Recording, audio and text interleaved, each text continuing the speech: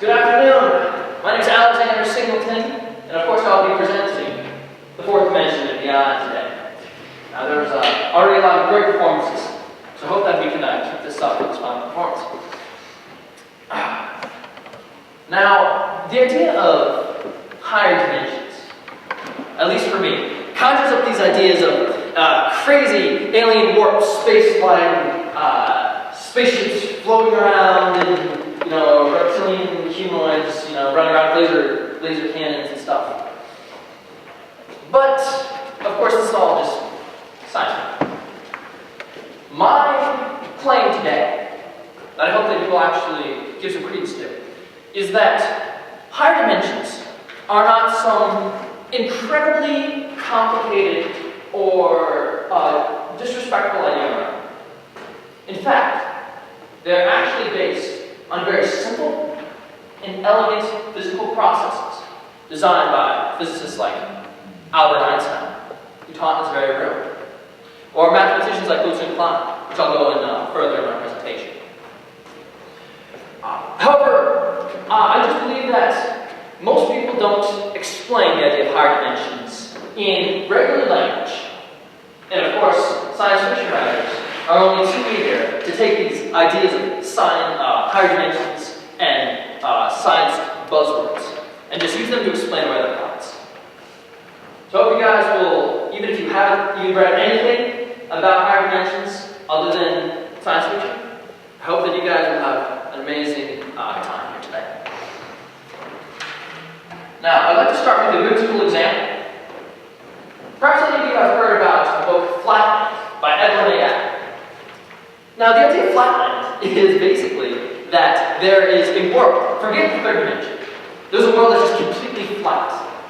And there are just triangles and squares, but they don't have any eyes on their sides. So they can't see up above. They can only see the exact plane that they're in. Okay? They can't see anything else. However, one day, a square is just going about its business, but then a three-dimensional sphere comes around and just pops them up and just shows them around. So this square, of course, has his mind blown. He went his entire life thinking that there was no such thing as the third dimension until a three-dimensional sphere picks him up and shows him the depth of the real universe. Now, of course, this square was momentarily stunned, but he then was very clever, and he came to the conclusion, wait a second, I'll get back to that, if the world of the third dimension is just flat, like a piece of paper with only width and length, maybe that just means that the third dimension, of course, are just many slices of the second, which make the depth that you need. Of course, the sphere agreed, but the square then went one step further. He said, if the second dimension, you just put a lot of second dimensions up, and you get the third dimension, couldn't the third dimension just be a slice of the fourth dimension? Of course, the sphere had never seen the fourth dimension. He said, oh, you're crazy. But it's of course important for us, because we're just one dimension up. So even though we can't see this higher dimensions, that doesn't stop us from thinking about it. Alright, so now let's go more, let's bring this real. Let's get this real. Let's say that you and I are going to have a lunch date to talk about theoretical physics. And you say, oh, well, I know a great place. It's called the First Campus Center. Okay, I'm like, okay, that's alright place. But we know that on any map, anywhere in the globe, you can describe with two coordinates. You're going to need longitude, and latitude. Okay? With those two coordinates, you can figure out anywhere you are on the world. However, you may need something more. Perhaps that I'm actually waiting for you on the first floor first, and you're in the lower gallery. So then you just think, wait, we're going to need not just two coordinates, not just two dimensions. We're going to need a third dimension. We're going to need the z-plane, altitude. So then you can locate me at the exact point I'm in our three-dimensional space. But now let's say you go to Frisk, and it's at 1 o'clock, and I never show up. And you're like, oh, well, this guy just stood me up. Well, that's not actually true, because perhaps I was waiting at 11:30 till 12:50, and I'm like, didn't show up, I just did. Okay.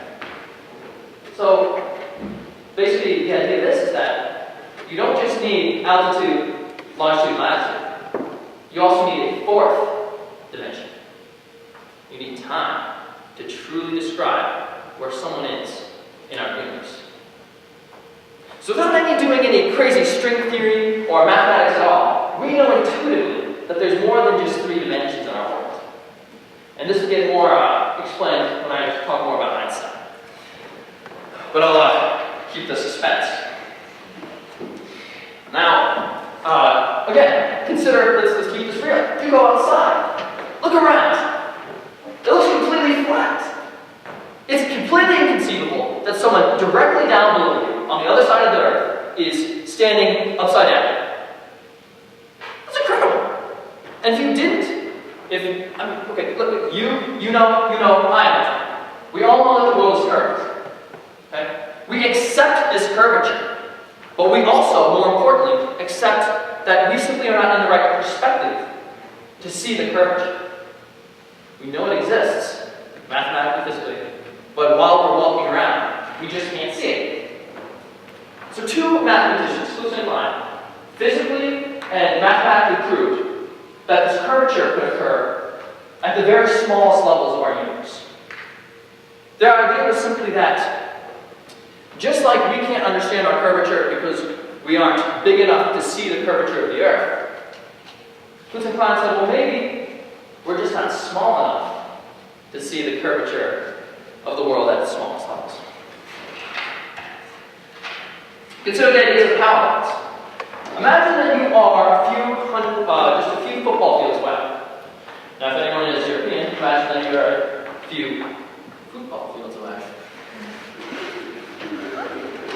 Now, you're looking at these power lines, and of course, at a great distance, on a cool autumn evening, they seem like they are just one line. They seem like they're one-dimensional. We've seen power lines before. We know that they're not one-dimensional. Now imagine you walk up to this power line, and now you can see it as it truly is. You can see that it has depth. It has depth and width. Length, depth, and width. Because you were so far away, you could only see its length. So you erroneously concluded that it only had one dimension. But when you got closer to it, you could see that it was actually had more dimensions. Now, Singleton and Klein essentially said that because we're too far away from things at small microscopic levels, they basically resemble power lines. Okay? Just like we can't see the three-dimensionality of power lines because we're too far away, we also can't see perhaps the higher dimensionality of very small structures because we're not close enough. Things that are small away are the same as big things very far away. So the same idea applies. Alright, I'm looking at my papers because there's a lot of facts, and I want you guys to make sure I don't mess up anything. Alright. Now, you guys may say, oh, these are some cool ideas. But give me something that we're almost certain actually does exist. Okay. I'll give you guys what you want. I'm going to talk about Einstein's theories. Now, why is Einstein so important in the world of higher dimensional physics? Well, it's because his theories essentially demand that a fourth dimension exist. He went one step further from saying that time is something, time is just, some number. He said that time is actually a fourth dimension that he termed space-time. That time and space are inextricably linked. Newton thought that space and time are different, but it seems that a lot of Newtonian physics is actually wrong. And, of course, we know by experiment that Einstein's equations surpass these. And also, you guys like GPS? Okay? That's because of Einstein. Okay? His general relativity equations makes GPS work. So don't just discount these higher dimensional theories off the bat.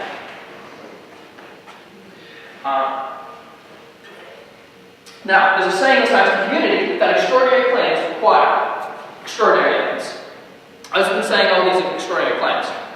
Now, let's consider how the extraordinary evidence actually stacks up. You guys have seen this before, right? E equals E times C squared? Okay. I hope so. What was that actually? What does it have to do with anything about higher dimensional physics? Well, Einstein's idea with E equals mc squared is essentially that energy, E, equals mass, M. Okay? So energy equals mass. There's a relationship there. And furthermore, a lot of E, or a lot of M, can curve space-time. It curves our world in the fourth dimension. I got some good Google images to perhaps explain this idea a little bit better.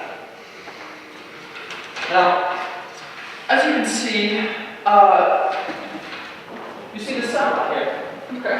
Imagine that this is just a fabric. This is the fabric of our three-dimensional universe. The universe that we know and love, that we can understand. But yet, when there's something with a lot of E or a lot of M, it curves. And things fall around the depression. So, the Newtonian idea of gravity being this invisible force that just pulls you, you should reconsider it. That perhaps our world is different, fundamentally. That things aren't just attracted by some invisible rope. You don't just fall because of this force. In fact, you fall because of curvature in the fourth dimension that we know as gravity. This curvature makes you move on. It's an incredible idea that is very difficult to understand because, for some reason, we just can't see the fourth dimension. But doesn't mean that it doesn't exist. Now, you might be convinced that Einstein, Klein, and some other high-energy particle physics of today might have a few good ideas.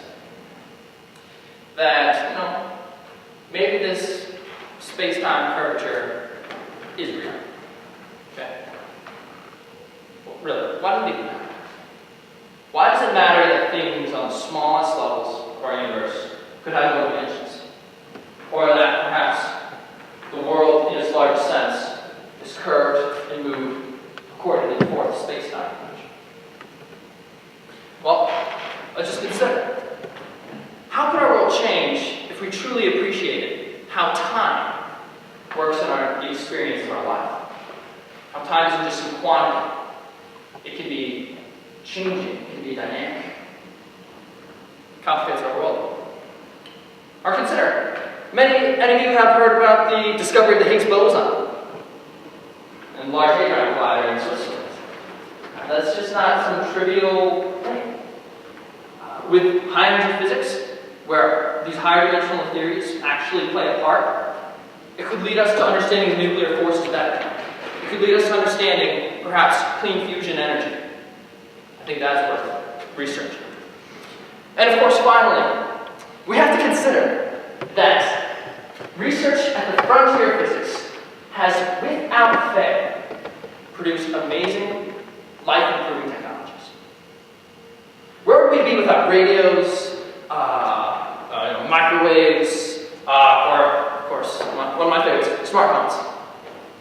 These are all due to research at the frontiers of physics.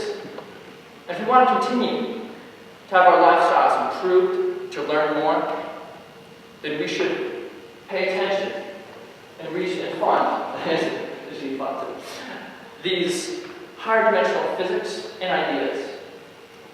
Thank you all for your time.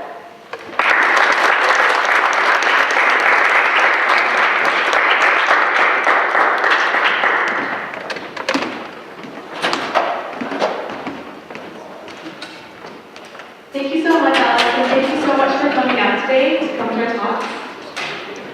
And if you want to speak for the next